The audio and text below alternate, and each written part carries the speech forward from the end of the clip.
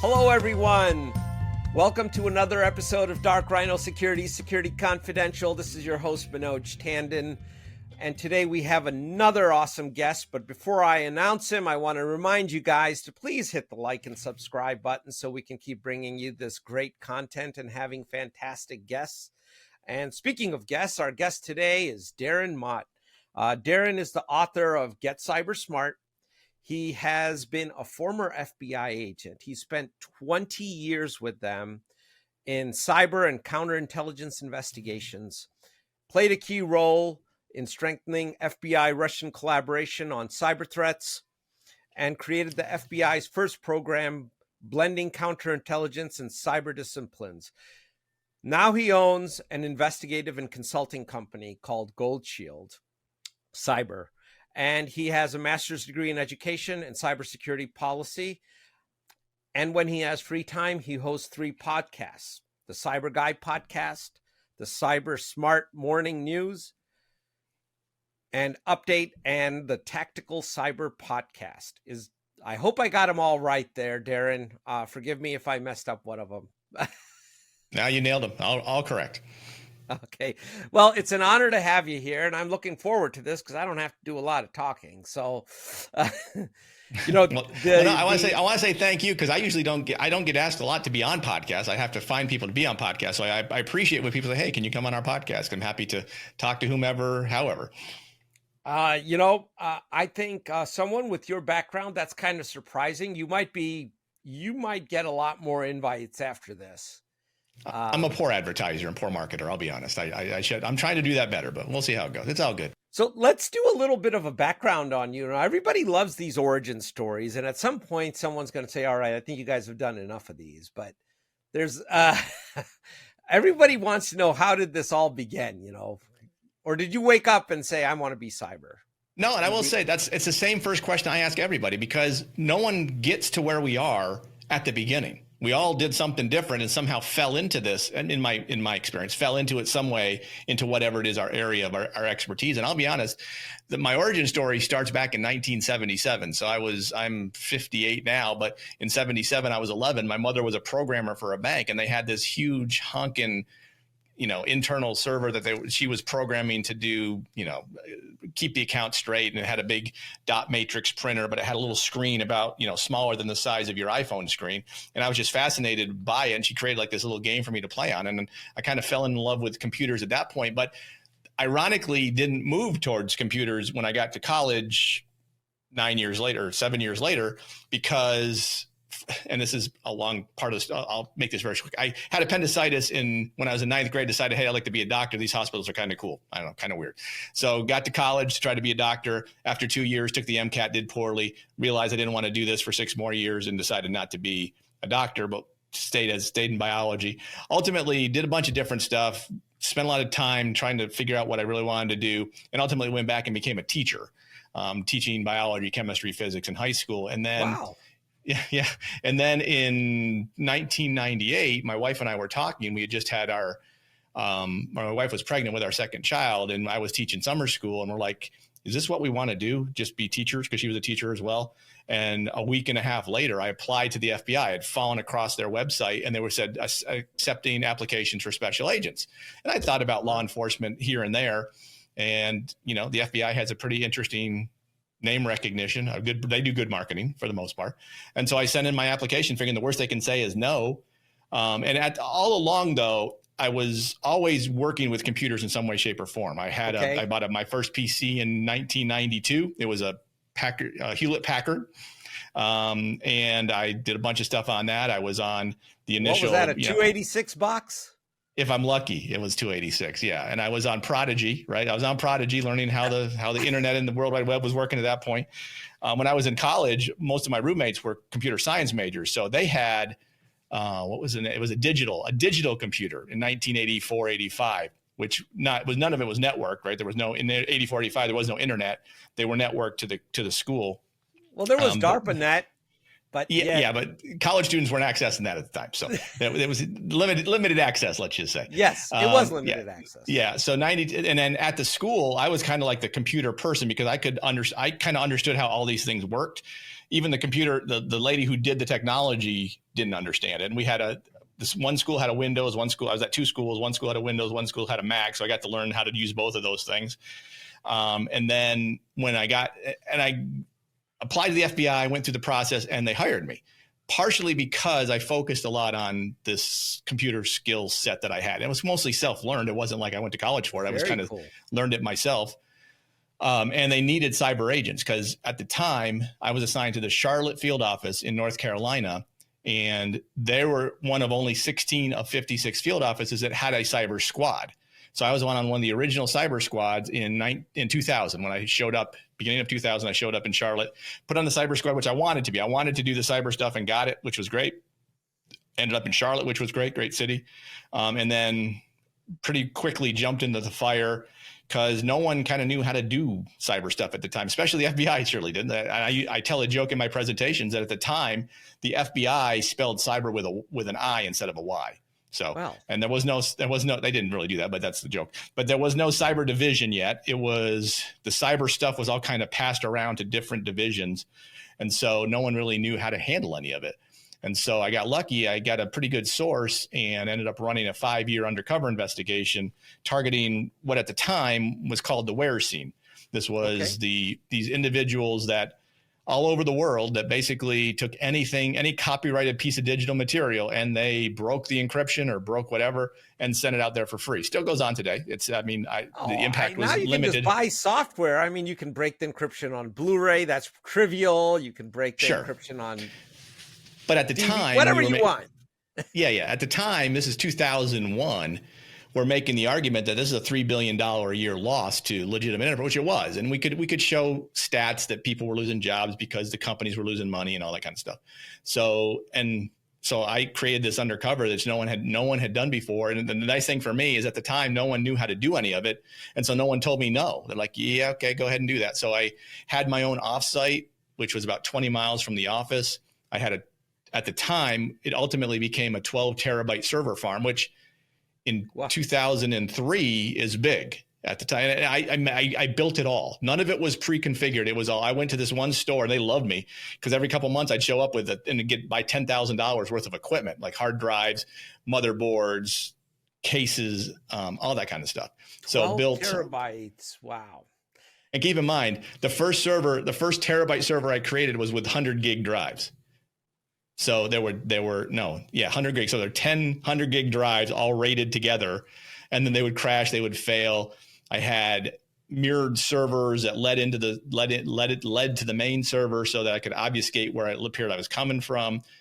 I was paying $7,000 a month for an AT&T T1 connection into our office. And then ultimately, the nice thing is technology moved quickly because at the end of my time, I was paying $1,500 a month for a DSL line, which served the purpose that what I needed. Because all these bad guys thought that because we told them that we were in Canada, all their stuff would be protected. And they had no way to prove that we were wrong because we got the cable company to obfuscate our trace route. So when you trace routed my IP address to my server farm, the last 3 dots would be blank. They wouldn't say where they actually showed up in a little town in North Carolina near Charlotte.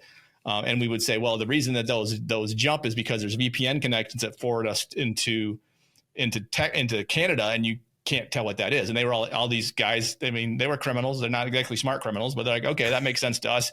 Let me send all my evidence to you. So ended up doing 2 big I had 2 large takedowns in 2004, 2005, part of a large FBI major case. Ended up arresting people in like 30 different U.S. cities and 7 different other countries across the world who were involved in this organized crime ring, if you will. So we ended up dismantling like 5 or 6 different groups. And this was all on pirated materials. All on pirated material. It was a priority back at the time. I mean, that wouldn't be the same today. But at the time it was, or at least we convinced people of it was. And I had my case. There was a case in Washington that was based on records. The RIAA was the victim. The Recording Industry Association of America was the victim. There was a case in California where the victim was the Motion Picture Association of America. Right? So they were dealing with groups that compromised DVDs and all that kind of stuff. And you may say, look, what's the big deal? And sure, 20 years later, you could probably make the argument. But at the time, it was a big deal because of the amount of loss. Anymore, I mean, do your kids know what a DVD is? Yeah, sure. No, absolutely not. My kids do. My kids are in their mid-20s. They still know, but I think other kids probably don't. So. Yeah, I mean, anymore, streaming took care of that, right? I mean, yes, and that sure. that was a whole industry that just failed to adapt to changing times, unfortunately. But for you, it did matter. One question for you on that: how did you guys? Because at the time, there even today is a law in the books that you're allowed to make, if you own the media, you are allowed to make a copy of that media for your personal backup. Sure. Fair. Yeah, sure. But they weren't doing it for their own personal. They were distributing it to the world. So, also, and the thing was, they were Napster before there was a Napster. Oh, well, no, they were Napster after Napster. Napster was first, showed what you could do, and then these were Napster on steroids. But the thing is, it was a very interesting community because when Windows, let's say Windows 7 came out, and that may have been later, but let's just use as an example. Windows XP, I think, is probably the best example. Windows XP came out, a group breaks the encryption and makes it available to the world. That's the only copy the world has. It's different now, but at the time, it was a very, I don't want to say ethical, but they had these issues where if the group Mage released the Windows XP key so that you could have a free version of Windows XP, no other group was allowed in this community to be able to crack it themselves. So they were the first to try to be the first to market. Again, they made no money off of it. They were causing loss, but they weren't making any money specifically. So if you were the first one to break the DVD on Spider-Man, then everybody who downloaded that copy of Spider-Man was downloading the same exact copy because it belonged to X group. Again, that changed over time, but at the time, that was kind of how it was set up. And they all communicated on IRC and IRC channels, and we had our own IRC channel for our stuff. We actually created different channels for different groups because we actually were looking at 5 or 6 different groups at the same time. So it was interesting, just needless to say. In all the years, I'd love to get your take on 2 things. What was a smart, if we can use that word, a smart criminal operation that you saw that might have gotten away with it, but they were not, they screwed up? And then what was the dumbest crime you saw, cyber crime wise? Ooh, that's a rough one, right? So there's a lot of dumb ones. I mean, I will say like the undercover they were all dumb because they would move their material from their home computers. So, I mean, it made it very easy to find them because you just tracked their IP address and it went right to them. It was very easy. So they were all kind of stupid. They would learn afterwards how to do things. But at the time, I mean, no one's using VPNs. They were just logging in from their house. So those would be the dumb ones. As far as the smart ones, and you can argue this is not necessarily cybercrime, but it is cybercrime, but it's run by nation state actors. It is the Chinese are very good at what they do. They are not well. And I will say they're stupid too. We hear a lot about China stealing intellectual property, and they do that all the time. But they're leaving breadcrumbs in their code, man. I mean, they're telling absolutely. you. Well, go ahead. I'm sorry. I didn't mean to interrupt. No, I was going to say. No, I was going to tell you a stupid one of the ones that were caught was because they were using the infrastructure they used to hack into the companies they were hacking into to buy stuff from Amazon. That they're buying stuff from Amazon, sending it to their home with their name. So, I mean, China's good at what they do, but they have bad operational security too. So it's crazy. It's hard now to really find. Well, I'll tell you what, the ones who are smart, the ones you never hear about, right? Salt Typhoon, Volt Typhoon. You hear about them, so they're doing something wrong because their information's getting out. But there's plenty that you'd never hear from. There are plenty of hacking groups that are not making the news, that you're not getting CISA reports on. The FBI's not, because they don't know who they are. They don't know what they are, what they're doing, and they're not loud about it. The ransomware groups are loud because they want it to be known that if you get hit with our ransom, you're not going to get your data back unless you pay the ransom. Or we're going to extort you with the data too. And we're going to release that as well. So Lockbit, Alphabet, all those guys, or not Alphabet, but AlphaV, all those guys, they need to be loud about what they do because they need the victims to believe or know that the only way I might get out of this is to pay my ransom. Now, if I have backups, maybe I'm good. There was a report yesterday or 2 days ago that the average time to ransom TTR is about 14 hours now. That's the average. Some of the good ones can do it in 7 to 8 hours. So if they're doing that, they're not getting in the backups. So your backups could still work.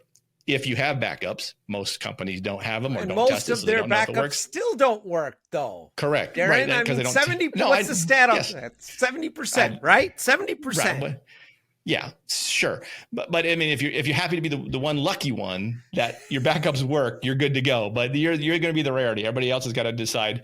They have to decide, am I paying the ransom or not? Because, and the FBI will say, don't pay the ransom. There's plenty of entities that will say, don't pay the ransom because all it does is entice them to continue to do more. That's my argument is that's a bad argument simply because you can't get everybody to stop paying the ransom. So let's just stop saying that. So you shouldn't, but we understand if you have to. There was a thing going around a year ago where they were proposing regulations or rules or laws that said, we're going to fine or, punish the people that pay the ransom. Well, that's stupid. Crazy. Why would you double punish a victim already? I mean, it is what it is. I mean, there's ways you can make that. You can make it so they have better cybersecurity by using carrots instead of sticks, but everybody wants to use the stick. I mean, imagine at Colonial Pipeline if they had not paid the ransom. Right. And they were operationally just shut down. Well, let's keep in mind our natural gas prices.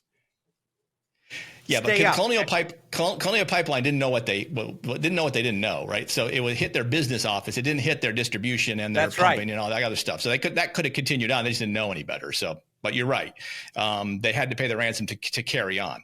It still caused a host of problems, but it is what. But again, here's the argument I make all the time on every podcast. Colonial Pipeline, I'm pretty sure they make money. I'm pretty sure they're not in the poorhouse and not claiming, filing their taxes, hoping to get all the tax breaks.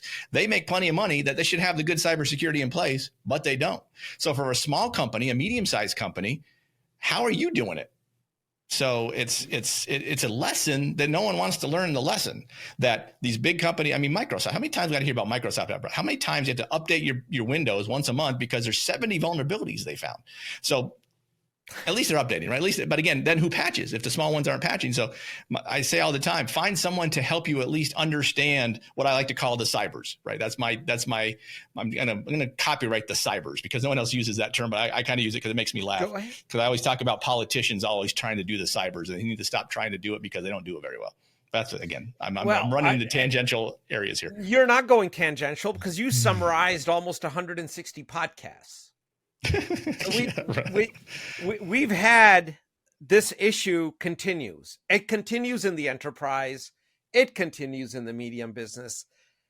And I don't see it changing because foundationally, until the owners of these operations actually understand what real cyber risk is and how it comes about, they are going to not invest in it. To them, this is just an insurance. It's disaster avoidance. That's right. And I reposted a guy's post today on LinkedIn that makes a great point about proactive versus reactive. The average cost of a data breach now is roughly $4 to $5 million. So, let's assume that's going to happen to you in the next 5 years. Everybody's going to get hit at some point if they don't do anything. So are you preparing for that $4 to $5 million a year, or are you paying maybe $100,000 a year for preventative measures? Because if you pay $100,000 over the 5 years, you're only paying $500,000 versus the $4 million or $5 million hit you get in that one instance. I don't think enough companies recognize that because again, cyber's a cost. It's not going to make you money unless you're in cybersecurity. Then it will. But if you're not in cybersecurity, doing the cyber stuff is not going to make you money. It's going to lose you money, but they don't recognize the annual loss expectancy versus the single loss experience or expectancy. Yeah, so they don't. And they are absolutely not bringing in their people and processes into the equation. A lot of people are just throwing tech at the thing, which to me, that's just like, okay, you checked a box that didn't really go anywhere because unless you are really looking at the process and the governance that the tech is supporting, it doesn't matter because I'm just going to walk in the front door. You can have all the bolts you want. Right. I made a post a week ago that the hackers aren't hacking in, they're logging in. Yeah. I mean, put all the EDR on you want. It's good to have it. I understand if you can afford it and you can use it, that's great. But there's now methodologies, bad guys have figured out how to get around the EDR. And most of the time they don't really care because, if they can find the vulnerability, great, they'll find it, exploit it if they can. I mean, how many times we got to talk about Cisco and Palo Alto and Fortinet and all of their devices having vulnerabilities that give you user level access if you configure it right. The bad guys know that. They look for the patching. So when the CVE comes out, they say, okay, what's this vulnerability? How do I then utilize against it? Because I know that at least half of the companies that utilize this technology aren't patching at any time soon. I mean, Move It is the perfect example. I mean, that lasted 6 months and the patch was out in June and November, people were still getting pounded by Move It vulnerabilities. So it's, we talk about education a lot too.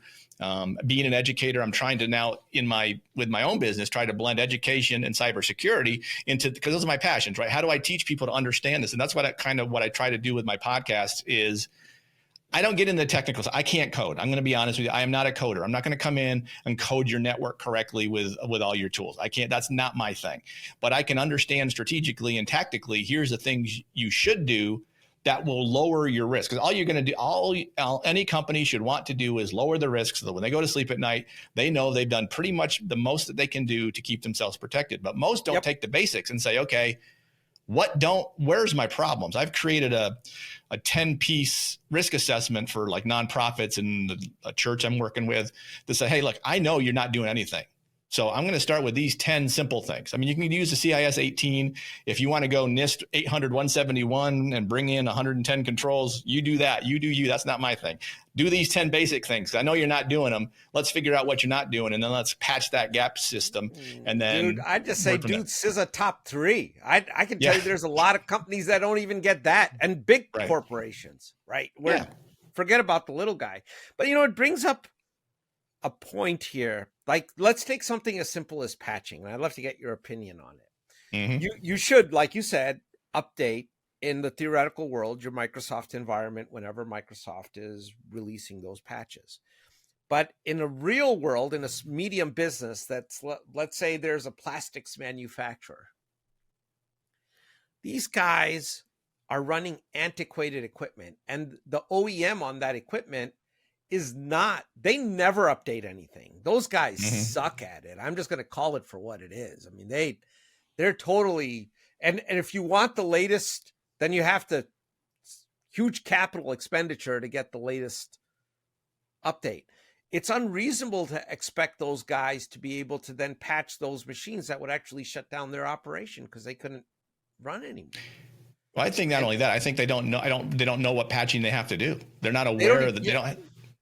Go ahead. I'm sorry. So what do they do? So how do you address, how do you go about addressing that? So you have to look, I think companies, well, first of all, you need someone in your leadership that at least will take cyber ownership to say, look, here's the worst case scenario if this happens. So that let's use your plastic manufacturing example. Some leader in that organization has to say, okay, let's say we get hit with something. But again, the problem is they don't know what they're going to get hit with. Is it going to be business email compromise? Is it going to be ransomware? Is it going to be attack against the OT part of the side? And if you bring in OT, that's a whole different conversation altogether than just the IT, right? So your example brings in both IT and OT, operational technology. But you need that leader to say, okay, I recognize that if we go down tomorrow because of pick your poison problem. And again, in all my podcasts, I say the same thing. Understand the threats targeting you so you can assess your risk. Most companies don't understand the threats targeting you. I have a whole pyramid of threats that go from the skip kitties all the way to nation state actors. So depending on if you're a plastics company, if you're providing plastics to national defense, like you're creating the windshields to the F-35 fighter plane, your information is pretty important. So China's probably targeting your company to figure out how do you make the plastic. And then maybe they need to take you down if there's going to be, there's a lot of different mechanisms here, but if you don't understand who's targeting you, you can't protect against it. So some leader has to actually take the time to say, look, there's 2 types of companies in this world. Those that have been hacked, those that have not been hacked yet. Where do you land? And that's a third part that we don't talk about much. Those that are currently hacked that don't know it. That's the third one, but they're part of the first part too. But so you have to look and say, okay, we've been lucky, we've dodged the bullet. Let's keep dodging the bullet by figuring out how to make the bullet go elsewhere. And again, without that leadership, then you're never going to get to that point because no one cares, right? You've talked about it before. No one, small, medium, they don't think about it, they don't care. But that's why, when I started my consulting things, I think I want to talk to companies, say, look, here's what, at a minimum, start with just here's what you need, what you don't know, here's what you don't know and how you can kind of start to address it if you choose to address it. If you don't want to address it, that's the choice you make. You've made that risk assessment. You're taking risk avoidance is the way you're going. And you're hoping, knocking on wood, that nothing ever happens, but eventually something will happen because the bad guys will find you eventually. Yeah, especially if you're part of a supply chain that is really juicy, right? Like you mentioned, if you're making the windshield to an F-35 or you're a supplier to, I don't know, the NSA in some way, or, you do whatever, you make sights for guns, whatever the case may be, and you might be a gateway into a much larger operation, right? And those guys need to really look at sectioning off their networks in some ways and understanding it. But, the other thing that happens is there's so much jargon. I mean, in the cybersecurity industry, we have more acronyms than the U.S. military, or we're pretty darn close to it. Whether you can just throw them out all day, PAM, MFA, Zero Trust, edge devices. You just go out there, just talk. Someone that's running a business is going to have their head explode because they're not going to understand what are you talking about, right? How do you is there a place, let's ask the question this way. Is there a place to take something like the MITRE attack framework and say, these are all the TTPs that we are vulnerable to? Okay, because no one is vulnerable to all of it. I mean, there might be threats that someone's not going to exploit. And then say, of these, the bad actors that operate in our sector really use these 3. So if we're going to shore up out of 12, we can't afford to do all 12. We just don't have the money. But do we do these 3? And this is what it'll prevent. Is that a viable approach, or do you think that's even, Darren? I think so, but I think it still goes back to the basic piece is, do you understand who's targeting you, right? If you're a bank, you should know that criminal organizations are the ones going to target you because they want your money. Nation states aren't necessarily going to target a credit union because they don't necessarily need the money per se. North Korea does, but they do cryptocurrency specifically, not only targeting banks. So that's an exception. But if you don't understand who's hitting you, then how would you even know which ones you need to look at? So again, I think it goes back to the leadership piece. You have to have someone in your organization that's going to lead the cyber piece to say, I recognize this is going to be a problem. So let's start figuring out what are the basics. We start with the basics. You're at nothing. So the MITRE framework is something that's going to be over here, way over, right over here. You got to get these things in place first before you even start talking about, okay, the MITRE attack framework, which pieces of this do we need to worry about? You need to worry about, do I have a baseline for my hardware? Do I have a baseline for my software? Do I have the right password management in place? Do I have access controls correctly? Do I have an incident response plan? Have I tested the incident response plan? Have I educated the employees to understand what the threats are? How do I do that? And then you can worry about, okay, all those things are in place. So we've done a couple of things to get us a little better further down the road. Now we need to go to that medium road. You need to crawl, walk, and run. Let's crawl first. MITRE attack framework's probably in the walking phase. So once you've got to crawling, let's figure out how to walk. Let's take MITRE in and look at that. Okay, which of these pieces are important to us? And that's where most companies are going to have to look in themselves and say, look, no one here can do this. Sure, we have IT guys. IT guys, as you know, are not cyber guys. Cybersecurity guys. They're cyber guys, not cybersecurity guys. I'm so glad you're guys. Saying this and it's not me. So keep going. But they need to work together. They need to Yes. You have to have an IT person and a cybersecurity person that can work together. All my experience is they fight against each other. I don't get it. I don't understand that. The organization I just came from, all IT, we were the cybersecurity piece. The IT people were pains in my ass because they just didn't want to say, okay, I understand what you're saying. Let's work to fix it. It was like, ooh, this is our network. If you say that, then I have to turn off the guest Wi-Fi, whatever. I mean, pick a problem. But it's not like we were trying to be adversarial, but it seems to be there's always that adversarial piece.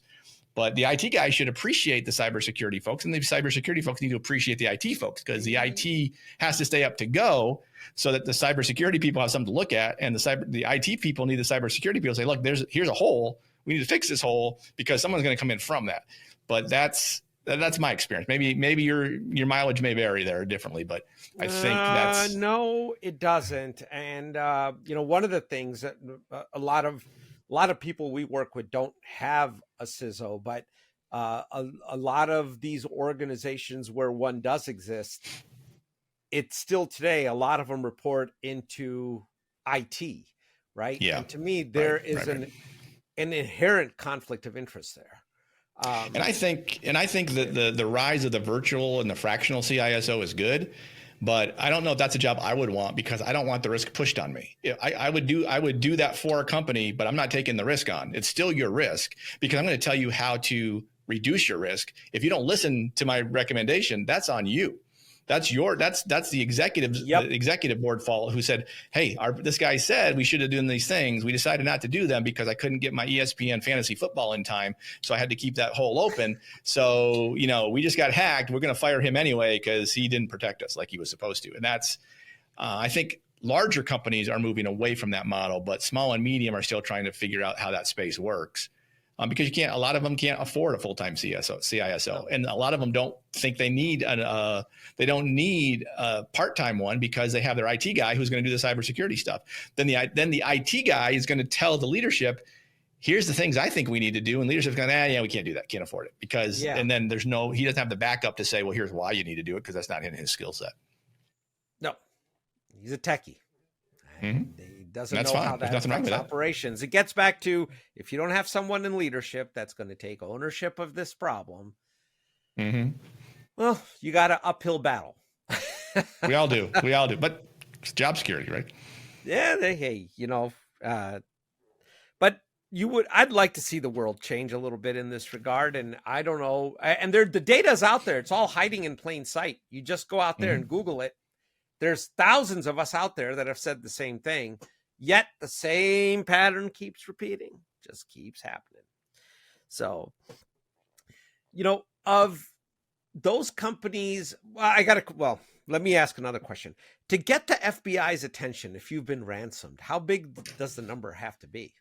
Good question. Depends on where. That's a great question. Depends on where you are, right? If you're in Mobile, Alabama, you may not need a big ransom for them to come help you, because it's a small office with a very small corporate infrastructure. And so they may want to go do that because they don't have, it's going to be big to them. If you're in New York, that's a different situation, because there's people getting hit with ransomware all day long. So if you don't have a certain threshold value, then they may not even come out to talk to you. So it's going to depend on the office that represents you. Smaller offices will have a lesser threshold than larger offices. But even then, for most ransomware stuff, the FBI will respond simply because there's intelligence in that forensic information that's valuable to understand who's the group doing it, right? And in that case, if they can figure out, okay, this is Lockbit's ransomware tool, right? Lockbit creates the ransomware and then affiliates use it, blah, blah, blah. So they know it's Lockbit, and maybe they have the decryption code to unlock it. The FBI has a full cache of fully accessible decryption codes. Most of them probably don't work anymore, because once they're realized, the bad guys create new ones and it doesn't matter. But there's maybe some that work that you may be able to uncrypt it. So if you have a ransomware attack, certainly go there. The bigger issue, there's a bigger issue than ransomware that most companies don't think about, because the news doesn't talk about it enough, because it's not sexy, and that's business email compromise. It's a much huger issue, much more loss. It's like 29 times loss per year than ransomware. And that is when a bad guy gets into somebody's email, or fictitiously creates an invoice from a vendor and sends it to the company and says, here's my invoice, pay it, blah, blah, blah. Well, most people don't realize, most people will wait if they suffer that loss, like they pay that $100,000 invoice and realize it was wrong, it was fake. they'll like spend a lot of time doing whatever before they actually call the FBI because they're afraid or whatever. However, if you are a victim of a business email compromise and you contact the FBI within like 48 to 72 hours, there's a 70% chance you can get your money back. Most companies don't realize that. There's a method, there's a thing you have to go through with IC3, but they're very quick to the trigger. So if you say, hey, an hour ago, I sent out a $200,000 wire payment, IC3, the Internet Crime Complaint Center, which is basically the cyber portal for the FBI, will work with the local office, and they will 70% of the time or more, depending on the time frame, the money will be reversed. Now, there's aspects to that where you got to understand how the bad guys work. They're doing this to multiple companies, and it all goes into one pot, and then they end up wire transferring it out. But they don't know when it's there, so they'll go look at it periodically and then pull it out. The way that the kill chain works is whoever's the first one to report it, they go to that pot. If the pot has money in it, and you'll get your money back. But if you're like the fourth person and the money's gone, then you may not get the money back. So it depends on there's a whole thing. But all that to be said, if you are a victim of business email compromise, contact the FBI quickly. And I'll add, in addition to that, most businesses need to know who their local FBI contact is, because it's better to know who they are before you have an incident than when you're in the middle of the incident figuring out who do we have to call. Who do we go to? So how do they pick up the phone and call the FBI? Yes. Every FBI office has what's called an office or a private sector coordinator. That person's role is to understand the businesses in their area of responsibility. So like I was that for the Birmingham division in Northern Alabama. So I would go out and companies would call and say, hey, can you have someone come talk to us about cyber threats? Can you have someone come talk to us about white collar, whatever they wanted to talk. Most of them want to talk about cyber stuff, right? Because that's the one that everybody knows about, because white collar crime is, you'll get that, but most people wanted to understand the cyber threat. So then I would get to know who that person is. I would document that, for company A, this is the point of contact. So I would know who that is. They would know who I am, because a lot of times we get information that a company in our AOR has been hacked because another 3-letter agency or somebody else has found that information and said, hey, we believe this company is in your AOR. Here's their data that's been stolen. They don't realize they've been hacked. The actor's still in the network. We'll go to the company. If we know a point of contact, we can go to the company and say, hey, here's the situation. But you've already got that relationship. Any company in any place in the country who's listening to me now, you can call the FBI right now, and they will put you in touch with the private sector coordinator to set up a meeting, to have them come out and do an awareness training. It costs you nothing, but then they can get you in touch with, or at least make a contact with someone on the cyber squad, so that when you have a cyber incident, you know who to contact. Do I have time to tell you a quick story about where this went wrong for somebody? You do. So there was a CIO for a company that contacted me out of the blue.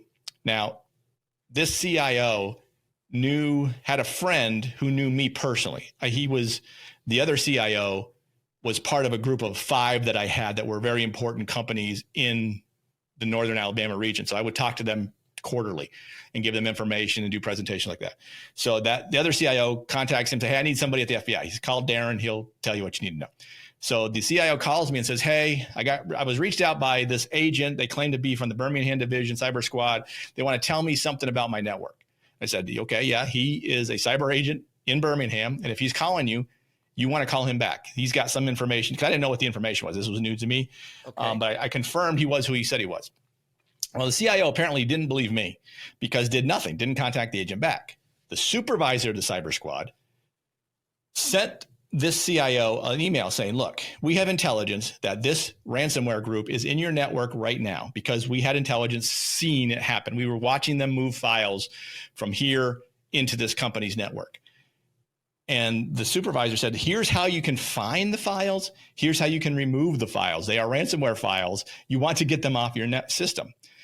Well, the CIO didn't believe that email, didn't believe me, didn't believe the original agent, decided to email the special agent in charge of the Birmingham division to confirm that all 3 of us were who we thought we were. Keep in mind, bad guys are in the system already. Yeah, he's on the clock at this point. Well, no, CIO emails from their internal email system. So the bad guys saw the email, we assume, between this CIO and the SAC, and they show up the next morning, system's locked up. they got hit with ransomware. So again, didn't have a contact in the FBI. If they'd had the contact, they would have protected themselves, because we would have said, here's the stuff. They could have removed the files and they could have been clear. But again, that's an example why you need to know who your FBI guy is. I think that advice was worth the price of admission to this episode for sure, which was free. But that's brilliant. I think most companies do not know to do that. That's right. That is really awesome. I don't want you to go before you talk about your book. I'd like to tell us a little bit about Get CyBUr Smart. What's the story behind it? And I do want a signed copy, by the way. So. Sure. Yeah. Just give me your address. I'll be happy to send it to you and Emily. So about a year ago, I said, I have a lot of stories. I have a lot of different anecdotes and stories about victims I've spoken to, people I've spoken to. And so I came up with the idea of, let me put together kind of the basics, right? Again, being an educator, being in cybersecurity, I wanted to bring those two things together. So I put together a bunch of different stories and organized it in a way that provides information. It's basic information, right? When you read the book, you'll say, kid, I do all these things. This makes perfect sense to me. So it's not really made for you. It's made for the people who call you and say, how do I create multi-factor authentication? I don't understand what that is. So there's stuff on, so every chapter starts with a story, but then it goes into a point that the story relates to. So like there's a chapter on protecting your family and at home. So protecting your kids and the elderly. So there's two stories in there about a lady that I helped become a victim of a romance scam. And there's another one where I helped a family protect their son from sextortion. So the stories kind of lead to what those things are. And then there's mechanisms to protecting yourself from that. There's references at the end of every chapter that say, here's more on all of these topics if you want to go to it. One thing I will say, when I wrote it, I had the idea of creating a YouTube channel to do certain videos on parts of it. I have never got around to it. So if you see the book and you go to the YouTube channel, there's nothing there. So I just haven't done that part. I've kind of fallen down on that. But the book I finished, I wrote it myself, published it myself. So there are there's like 17 typos. There's one guy who bought it, who decided to send me an email saying, here's all your typos. I'm like, yeah, well, I can't fix that now. So it is what it is. You won't necessarily notice them if you're reading quickly, but you may see them. It is what it is. And I will say this, let me tell you this. So anybody who's listening to this podcast who would like who would like a free PDF version of the book, if you email me, I will send you a free PDF version. What is your email? Darren@goldshieldcyber.com. Or you can find me on LinkedIn too. You can hit me up on LinkedIn if that's easier, but either way. But yeah, Darren@goldshieldcyber.com. Fantastic. It's been a pleasure having you on. We really appreciate you taking time out of your busy day, and would love to get you back for part 2. I mean, there's so much about the GRU that I'd love to ask. FSB. I didn't deal with FSB. I did FSB, SVR. Or no, I didn't deal with SVR. MSB and MVD were the two kind of main ones I had to deal with. Well, would love to get some insights. So anytime. We will definitely get you scheduled back, because there's a lot of people that would be interested about that topic. Yeah. I remember most of my trips to Russia, even though I was drunk half the time. Sorry. Thank you so much for doing this, Darren. Really appreciate you. It was wonderful talking to you. Thanks for having me.